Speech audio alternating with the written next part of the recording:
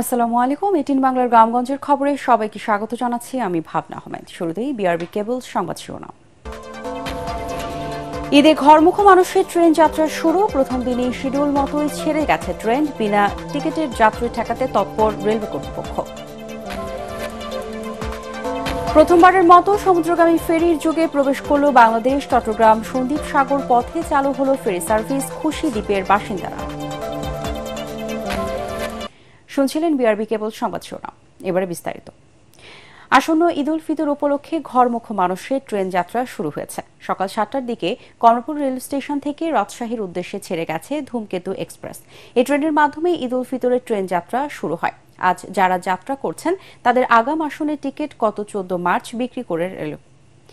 যথাক্রমে এই টিকিট বিক্রি চলে গত 20 মার্চ পর্যন্ত। সেই ধারাবাহিকতায় 30 মার্চ পর্যন্ত ট্রেনের ঈদ যাত্রার অনলাইন টিকিট নিয়েছেন যাত্রীরা। ঈদে ঘরমুখো মানুষের যাতায়াতে বিশেষ ব্যবস্থা নিয়েছে বাংলাদেশ রেলওয়ে। এছাড়া সারা দেশে বিভিন্ন জায়গায় চলাচল করা ট্রেনগুলো বিশেষ ব্যবস্থায় চলবে বলেও জানিয়েছেন রেলওয়ে কর্তৃপক্ষ।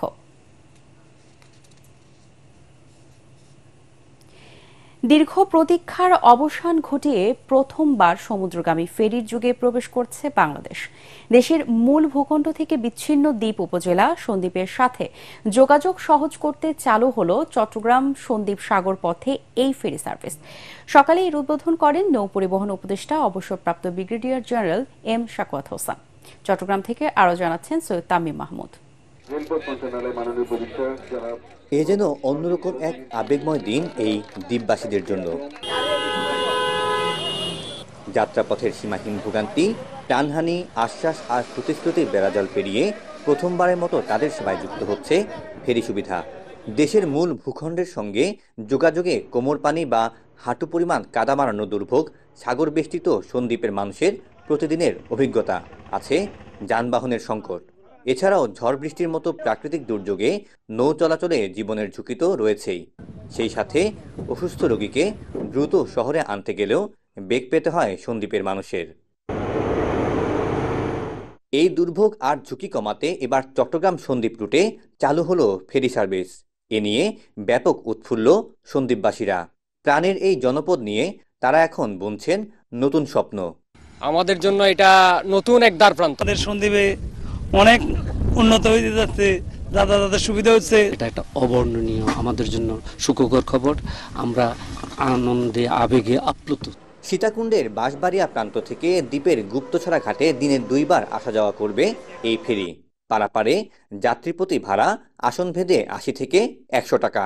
আর পরিবহনের ক্ষেত্রে সর্বনিম্ন মোটরসাইকেল 150 ও সর্বোচ্চ 10 চাকার যানে 5700 টাকা।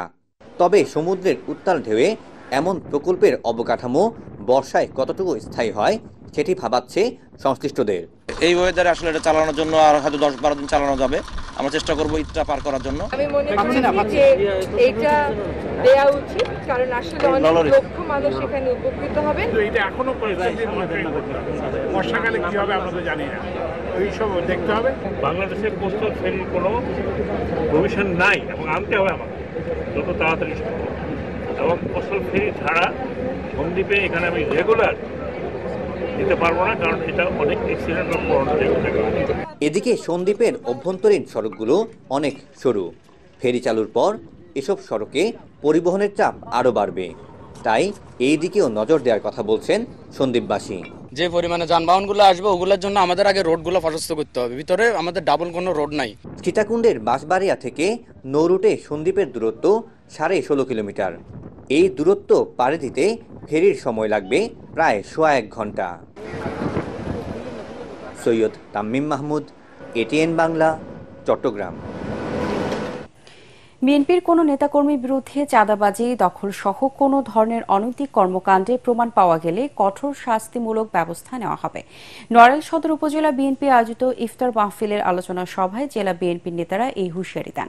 দলীয় কার্যালয় চত্বরে আয়োজিত ইফতার মাহফিলে জেলা সভাপতি বিশ্বাস জাহাঙ্গীর আলম, সদর উপজেলা বিএনপি জ্যেষ্ঠ সহসভাপতি মাহবুব মোর্শেদ জাপল ও সাধারণ সম্পাদক মুজাহিদুর রহমান পলাশ সহ অন্যান্য নেতারা বক্তব্য রাখেন। পরে দলের চেয়ারপারসন বেগম খালেদা জিয়ার রোগ মুক্তি কামনায় দোয়া করা হয়। ঐতিহ্যবাহী জয়পুরহাট লাইব্রেরি অ্যান্ড ক্লাবের ভবন ঝুঁকিপূর্ণ হওয়ায় পরিত্যক্ত ঘোষণা করে তালা লাগিয়েছে কর্তৃপক্ষ। এতে নষ্টের মুখে প্রায় 20,000 বই। লাইব্রেরির সদস্য ও বইপ্রেমীরা বলছেন, বইগুলো দ্রুত ভবন থেকে না সরালে পর্যাপ্ত আলো বাতাসের অভাব ও পোকামাকড়ের আক্রমণে অচিরেই নষ্ট হবে মূল্যবান বইগুলো। জয়পুরহাট প্রতিনিধি রফিকুল ইসলাম রফিকের রিপোর্ট, জানাচ্ছেন মনির হোসেন তপু। জেলা শহরের শহীদ ডাক্তার আবুল কাশেম ময়দানের পাশে 1947 সালে স্বল্প সংখ্যক বই নিয়ে বেসরকারি উদ্যোগে যাত্রা শুরু করে জয়পুরহাট লাইব্রেরি ও ক্লাব। স্কুল কলেজের শিক্ষক শিক্ষার্থী সাধারণ মানুষের পদচারণায় সবসময় মুখর থাকত এই লাইব্রেরিটি। তবে এই ভবনটি পুরাতন ও দীর্ঘদিন সংস্কার না করায় ঝুঁকিপূর্ণ হওয়ায় পরিত্যক্ত ঘোষণা করেছে কর্তৃপক্ষ। এদিকে ভবনে থাকা ইতিহাস, ঐতিহ্য, উপন্যাস, নাটক, রম্য রচনা সহ মূল্যবান প্রায় 20,000 বই রক্ষায় দ্রুত স্থানান্তর করার দাবি জানিয়েছেন বইপ্রেমীরা। যে বইগুলা ওখানে আছে এটা আমরা টাকা দিয়েও কিনতে পাবো না। পুরনো বইগুলাকে অবশ্যই যত্ন করে রাখার জন্য আমি আমার জয়পাটবাসীর পক্ষ থেকে আমি এই দাবিটুকু জানাই। দীর্ঘ 12 বছর ধরে এই লাইব্রেরিয়ান ক্লাবে কোনো নির্বাচন বা গণতান্ত্রিক চর্চার বিষয়গুলো আমরা দেখতে পাচ্ছি না। বইগুলোর সরানোর ব্যাপারে অসহায়ত্বের কথা জানায় লাইব্রেরি কর্তৃপক্ষ। মিনিস্ট্রিতে কাগজ দিলাম, তাতে 1 কোটি কত টাকা একটা বাজেট আসছিল। সেটা ওই যে ডিসির আমলে, তাতে এক চিঠি লিখে জানায় যে এত টাকা একটা লাইব্রেরিকে দেওয়া সম্ভব নয়। মূল্যবান বইগুলো যাতে নষ্ট না হয় সেজন্য বিধি মোতাবেক ব্যবস্থা নেওয়া হবে বলে জানান কর্মকর্তারা। লাইব্রেরিয়ান ক্লাবের বিষয়টিও হচ্ছে আমি আসার পর অবগত হয়েছে, কিন্তু আমাদের এখানে এই সংক্রান্ত আসলে সেরকম ডকুমেন্ট ওভাবে খুঁজে পাওয়া যাচ্ছে না। তো আমরা অলরেডি যিনি দায়িত্বে ছিলেন তাকে খবর দিয়ে এনেছিলাম এবং তাকে আমার সংরক্ষিত সকল ফাইল নথিপত্র আমার অফিসে জমা দেওয়ার জন্য বলে দিয়েছি। অবিলম্বে ভবনটি পুনর্নির্মাণ সহ বইগুলো নিরাপদ জায়গায় স্থানান্তরের দাবি বইপ্রেমীদের। মনির হোসেন তপু, এটিএন বাংলা, ঢাকা। খুলনার ঈদ বাজারে এবার ভিন্ন মাত্রা। প্রতি বছর এক শ্রেণীর মানুষ দ্রুত কম হওয়ায় ঈদের কেনাকাটা করত কলকাতায়। এবছর ভিসা না পাওয়ায় তারাও স্থানীয় মার্কেট ও শপিং মলে ভিড় করছে। তবে মেয়েদের পোশাকে বিগত সময়ে ভারতীয় একচেটিয়া বাজারে ভাটা পড়েছে। বেড়েছে পাকিস্তানি ড্রেসের চাহিদা, পাশাপাশি দেশীয় পোশাকগুলো চলছে ভালো। খুলনা থেকে SM হাবিবের পাঠানো তথ্য চিত্র নিয়ে রিপোর্ট করছেন শারফুল আলম। বিগত বছরগুলোতে মার্কেটগুলিতে যে কেনাবেচা হতো তা এখন আর নেই। বড় ক্রেতা শূন্য মার্কেটগুলো, তবে বেড়েছে সাধারণ ক্রেতা। এর সাথে পাল্লা দিয়ে বেড়েছে সব ধরনের পোশাকের দাম। বিক্রেতারা জানিয়েছেন, ডলারের মূল্য বৃদ্ধির কারণে বিদেশি পোশাকের মূল্য বেড়ে গেছে কয়েক গুণ। লেডিস আইটেম যেটা আছে সেটা আপনার 3 পিসের যে অল্টারনেট, সেটা আমাদের পাকিস্তানি কিছু প্রোডাক্ট দিয়ে আমাদেরকে কভার করতে হচ্ছে। সবচাইতে বেশি হিট যাচ্ছে আপনার পাকিস্তানি এবং দিল্লির, এবং অনেক ইউনিক কালার, অনেক ইউনিক ডিজাইন আসছে, এবং এবার বাংলাদেশি মালটা খুব বেশি চলতেছে। যে কাস্টমার আছে তাদের চাহিদা মেটাতে পারছি না, কারণ আমরা সেভাবে কোনো কালেকশন প্রোডাকশন পাচ্ছি না। এদিকে ভারতীয় পোশাক দীর্ঘদিনের একচেটিয়া ঈদের বাজার নিয়ন্ত্রণ করলেও এবার তা হারিয়েছে। এবার মেয়েদের পছন্দের তালিকার শীর্ষে রয়েছে পাকিস্তানি পোশাক, পাশাপাশি দেশি পোশাকের চাহিদাও বেড়েছে, একই সাথে বেড়েছে দামও। দাম তো আকাশ ছোঁয়া, বাজেট যেটা নিয়ে আসি আসলে ওইটার মধ্যে সম্ভব হচ্ছে না। টপস কিনছি একটা, আর একটা সেই জিন্স কিনছি। কোনো কিছু এখনো পাইনি, যদি পাই তাহলে কেনার চেষ্টা করবো। বছরে বছরে বাড়ে, দামে একটু বেশি। গতবারের থেকে আবার দাম তুলনামূলক একটু বেশি, তবে তাও ঠিক আছে, কেনা যাচ্ছে। জুতো কাপড় কিনলাম তো, জুতো কেনা হয়েছে, আর কিছু কেনা হয়নি। এটা করতে আসছি, দেখতেছি ঘুরে ফিরে, পছন্দ হলে নিয়ে যাব। অনেক ফ্যাশন হাউসে নানাভাবে প্রচারণা চালিয়ে দিচ্ছে ডিসকাউন্টের ঘোষণা। ছেলেদের পোশাকে এবার চায়না বড় জায়গা করে নিয়েছে। তবে গজ কাপড় বিক্রি তেমন না হওয়ায় এবার টেইলার্সের কারিগরগুলো অলস সময় কাটাচ্ছেন। Bureau report, ATN Bangla. AI টেকনিশিয়ানদের চাকরি রাজস্ব খাতে স্থানান্তর সহ 7 দফা দাবিতে নাটোরে মানববন্ধন অনুষ্ঠিত হয়েছে। দুপুরে শহরের কানাইখালী পুরাতন বাসস্ট্যান্ড এলাকায় বাংলাদেশ প্রাণী সম্পদ এআই টেকনিশিয়ান কল্যাণ সমিতির ব্যানারে এই মানববন্ধন অনুষ্ঠিত হয়।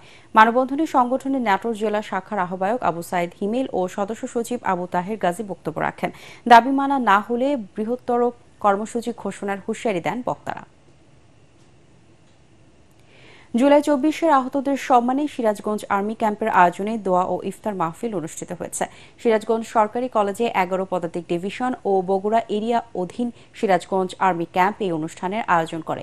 এতে প্রধান অতিথি ছিলেন 11 পদাতিক ডিভিশন ও Bogura area commander brigadier general Khorshed Alam.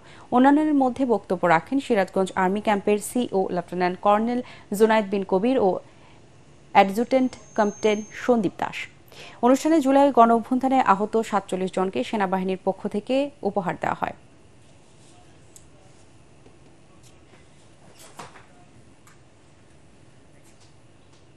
পরবর্তী সংবাদ দেখার আমন্ত্রণ জানিয়ে এখনকার মতো শেষ করছি। এটিএন বাংলার সংবাদ ইউটিউবে দেখতে ব্রাউজ করুন youtube/ATN Bangla News। ধন্যবাদ সবাইকে।